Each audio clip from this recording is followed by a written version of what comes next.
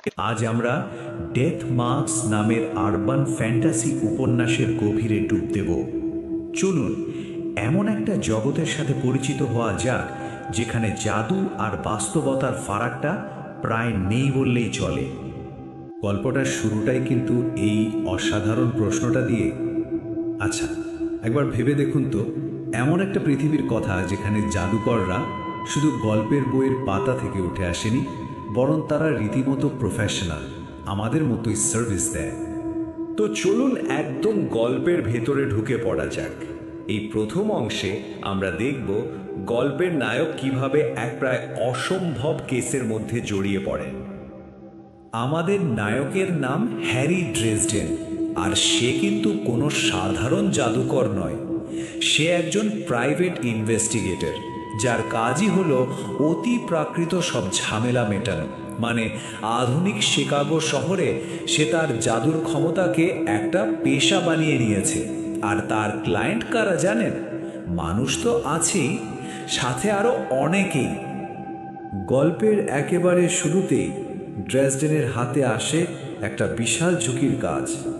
খ্রিস্ট ধর্মের সবচাইতে পবিত্র জিনিসগুলোর একটা, দ্য শ্রাউড অফ টুরিন, চুরি হয়ে গেছে, আর সেটা খুঁজে বের করার দায়িত্ব পড়েছে তারই ওপর। বোঝাই যাচ্ছে কাজটা যতটা না ইম্পর্ট্যান্ট, তার চেয়ে অনেক বেশি বিপজ্জনক। কিন্তু যেটা প্রথমে একটা সাধারণ চুরির কেস বলে মনে হচ্ছিল, সেটাই খুব তাড়াতাড়ি মোড় নেয় আর পরিণত হয় অতি প্রাকৃত দলগুলোর মধ্যে এক জটিল আর বলা যায় রক্তাক্ত লড়াইয়ে। এখানে গল্পের মূল খেলোয়াড়দের একটা ছবি পাওয়া যাচ্ছে। দেখুন, একদিকে আছে চার্চ, মানে যারা ড্রেসডেনকে হায়ার করেছে। অন্যদিকে আছে রেড কোট ভ্যাম্পায়াররা, যারা এই চুরিটাকেই একটা বিশ্বযুদ্ধ বাঁধানোর সুযোগ হিসেবে দেখছে। আর এদের মাঝখানে আছে একদল রহস্যময় চরিত্র, ডেনারিয়ানরা। ওদের আসল উদ্দেশ্যই হলো কেয়স তৈরি করা।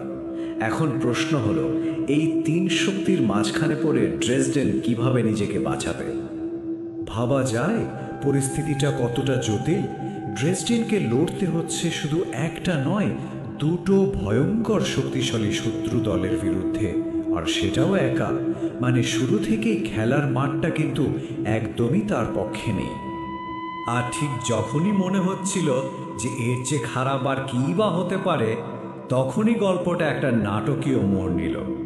একটা সাধারণ তদন্তের কেস হঠাৎ করেই হয়ে গেল জীবন আর মৃত্যুর খেলা। ব্যাপারটা হলো, রেড কোট ভ্যাম্পায়াররা পুরো বিষয়টাকে পার্সোনালি নিয়ে নেয়। তারা ড্রেসডেনকে একটা ফর্মাল ডুয়েল বা দ্বন্দ্বযুদ্ধের জন্য চ্যালেঞ্জ করে। আর এই ডুয়েলের একটাই নিয়ম, যে হারবে তার মৃত্যু নিশ্চিত। মানে পালানোর কোনো রাস্তাই খোলা নেই। এই ডুয়েলের আবার কিছু কঠিন নিয়ম কানুনও আছে, যা এটিকে আরও ভয়ঙ্কর করে তুলেছে। যেমন, একটা নিউট্রাল জায়গায় লড়াইটা হবে, দুই পক্ষ থেকে একজন করে চ্যাম্পিয়ন নামবে, আর বাইরে থেকে কেউ কোনোভাবেই নাক গলাতে পারবে না। সোজা কথায়, জয় বা হার যা কিছুই হোক না কেন, সবটাই নির্ভর করবে ওই দুই যোদ্ধার ক্ষমতা আর বুদ্ধির ওপর।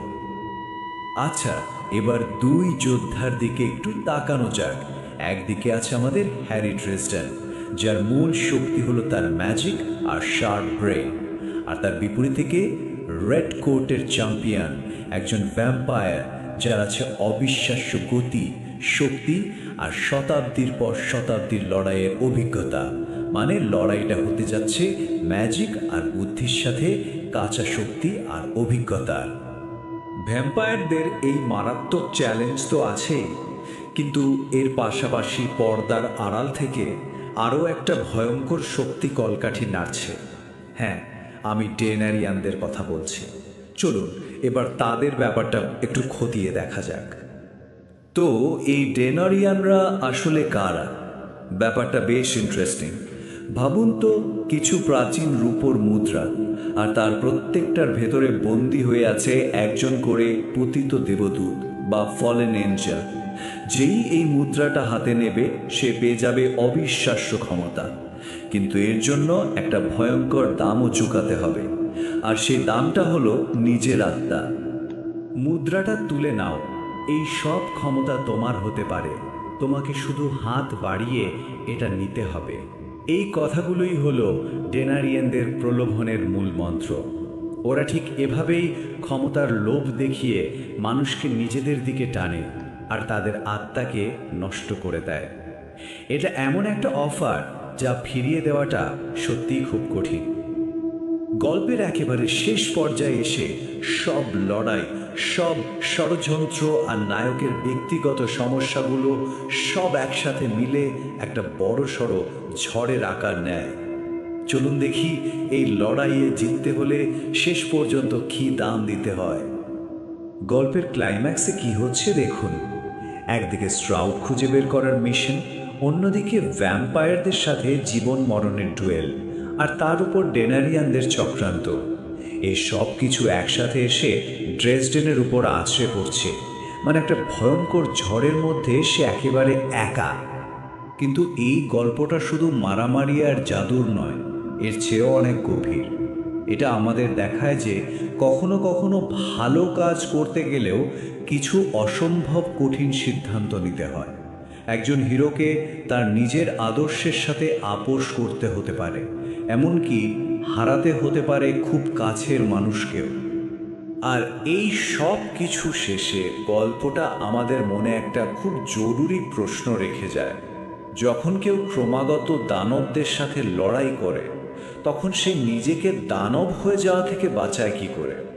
খারাপের সাথে লড়তে গিয়ে কি নিজের ভেতরের ভালোটাকেই হারিয়ে ফেলতে হয়?